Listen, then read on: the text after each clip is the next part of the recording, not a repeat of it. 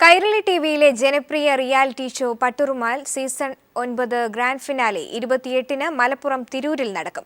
Mega ഇവന്റിന് 65-അംഗ സ്വാഗത സംഘം രൂപീകരിച്ചു. മാപ്പിളപ്പാട്ടിന്റെ വസന്തരാവിനായി തിരൂർ ഒരുങ്ങിക്കഴിഞ്ഞു. 28-ന് തിരൂർ മുനിസിപ്പൽ സ്റ്റേഡിയത്തിലാണ് ആഘോഷരാവ്.